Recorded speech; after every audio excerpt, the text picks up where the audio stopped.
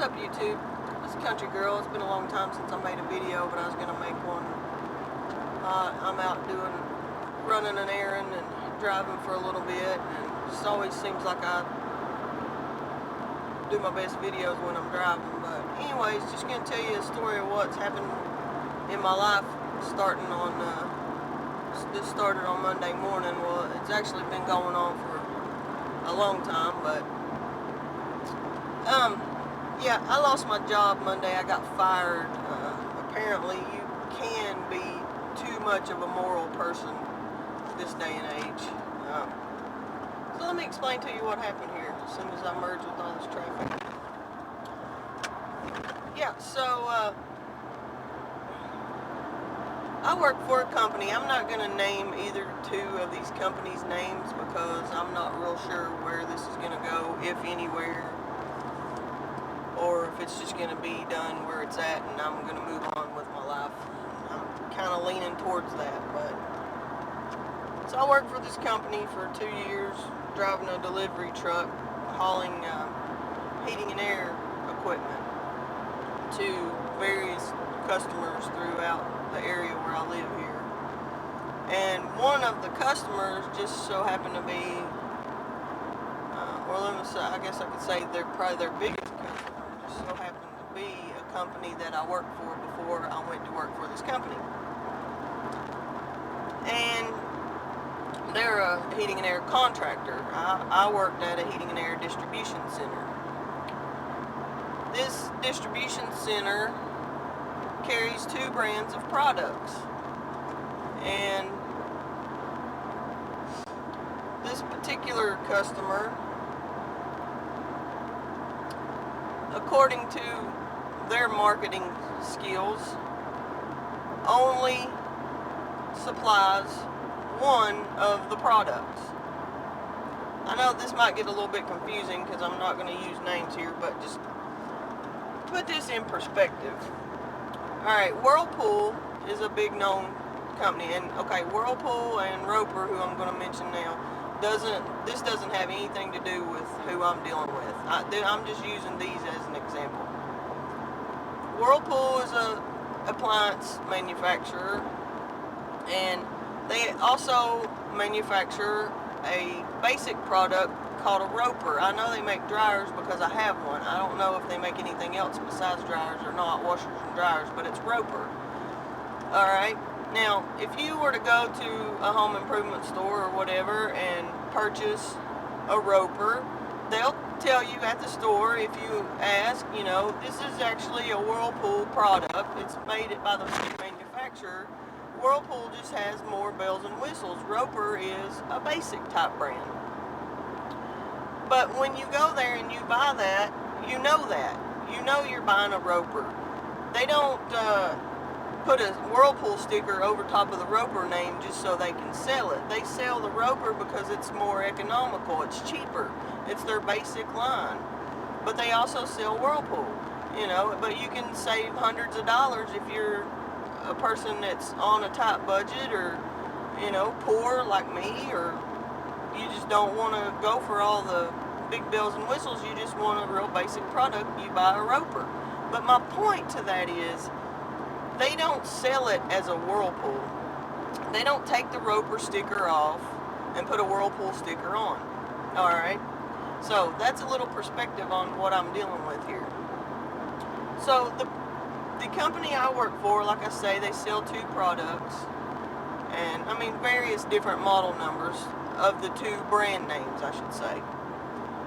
So this large contractor purchases the basic brand of product, and then they also purchase labels for $12 and change the name of the product from one to the other. I.e., say they purchased a Roper and they bought Whirlpool labels and they stuck a Whirlpool label on a Roper dryer. Now, if you were a customer and you ordered a certain type of equipment thinking this is what you were paying for, and you find out later that you actually got the basic product, all they did was change the label on it, you'd be upset, right? I know from personal experience that many, well, I won't say many, but on a few occasions, this is what happened to this said contractor. They sold the item as one thing when in reality it was something different. And when the particular customers who figured this out, they just looked up the model number on the internet and was like, oh, wait a minute, that's not what I paid for. And they call the contractor back and they're like, what's up with this? This is not what I paid for. And so the contractor's like, oh, that's a huge mistake. You know, we're going to make this right for you. We're going to take out what you got and we're going to bring you your correct product and put it back in, do the reinstallation for free and all that. And that's how they right their wrong. So, alright, I know that happened. I was personally involved in that happening on a few occasions before I went to the distribution center and started working. So, since I've been at the distribution center and started working there, the said contractor has started asking us, me, until Monday, and other people at the distribution center to go ahead and change those labels out for them. Now, they asked me to do this approximately a year and a half ago, and I refused to do it. I said that I don't want to be a part of that. It's, in my opinion, deceitful business practice. Possibly, you know, I mean, I'm thinking this is illegal. I mean, it seems like fraud to me, and I wasn't going to be a part of it, and so nothing else came out of it until Monday morning.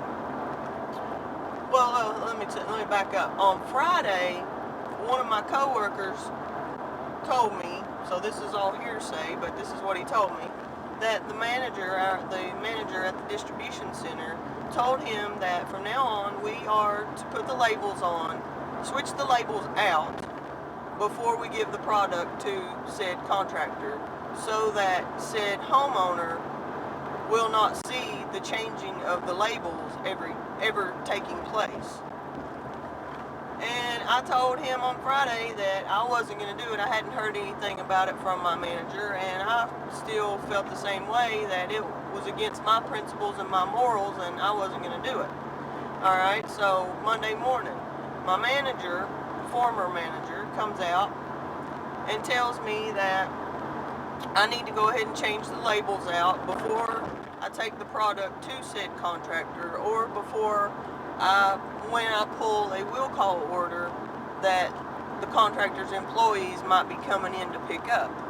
And I let him know again, as I did a year and a half ago, that I would not be a part of that, that I believe that it was deceitful, that it was, you know, a lie, that the customers don't know what they're purchasing, that the customer thinks they're purchasing one thing when in reality they're purchasing something different. And I just think that it's wrong. I mean, you're deceiving your consumers, and I mean, what's right about that? In my eyes, you know, I can't see anything right about that. I just can't. I mean, I've muled it over in my head. I don't get it. I don't get where how that in any way, form, shape, or fashion can be right. So, my boss then told me, former boss, then told me, well, this is a company policy, and you need to follow this policy. This is one of your work rules that you're going to have to abide by. And I told him that I wasn't aware that it was a company policy. No one had ever made me aware of that, but the fact of the matter remained that I believe in my heart that it's wrong and that I won't be a part of it. So that I was, you know, sorry to disappoint him, but I could not go along with this. As far as I was concerned, those contractors, the contractor was just going to have to still do that himself, that I wasn't going to change out the labels. So, okay, then he takes me into the office and puts me on the phone with the regional manager, corporate guy. Mind you, this is a huge corporation that I did work for. And the regional manager gets me on the phone and wants to ask me what my problem is, why I don't want to follow through with a company policy, and I explain to him how I feel about it, and he goes on a 10-minute spiel about how it's okay, there's nothing wrong about it, that it's a company policy and I need to do it, that this is a distinct brand name that they pay royalties for, therefore it's okay and it's legal and there's nothing wrong with it. That it is up to the contractor to let the homeowners know what they're really purchasing, that it's not anything to do with us. And after I just I sat there and let him go on, and I explained to him the whole Whirlpool Roper analogy in my own personal experience of buying Roper, and told him that he would never, no matter what he said to me, I said, I'm not trying to disrespect you, but no matter what you ever say to me about this, you'll never change my mind about it. I believe that it's morally wrong to lie to consumers. And I said, so therefore, if you need to reprimand me, write me up, terminate me, whatever you need to do, go ahead and do that. That I won't be a part of this deceptive business practice. So I went on back out and went about my work. And about 40 minutes later, the manager, who, by the way, the manager at an earlier time, a few minutes before he took me in the office the first time, told me that he agrees with me that it is wrong and that customers really should know what they're buying. But it's just one of our rules, and if you want to work there, you got to follow the rules. And so that's his opinion on it. Go ahead and lie to people. It's okay to lie to people. As long as you're following the corporate rule, it's okay to lie to people. So he took me back in the office and he said, I'm going to give you one more chance to change your mind, and tell me that you're going to go ahead and start changing these labels out. And I told him once again, I said, look, I won't do it. I won't do it. If you need to fire me, fire me. I'm not going to do it. And so he said, okay, give me your keys. You're terminated. So, ladies and gentlemen of YouTube, I have been fired for my job. First time, okay, I'm 40 years old. I have never, ever been fired from a job. There was one termination, and that's because the factory shut down. I've had a very good work record my whole life. I've been working since I was 14 years old, and this is the first time I've ever been terminated for anything. And I think that this is just a proof and a testament to how upside down our world is nowadays. That I can be fired from a job for being a moral person. And it's really left me pretty, disheartened this week. I mean, honestly, nothing ever surprises me or amazes me anymore with the way everything's going.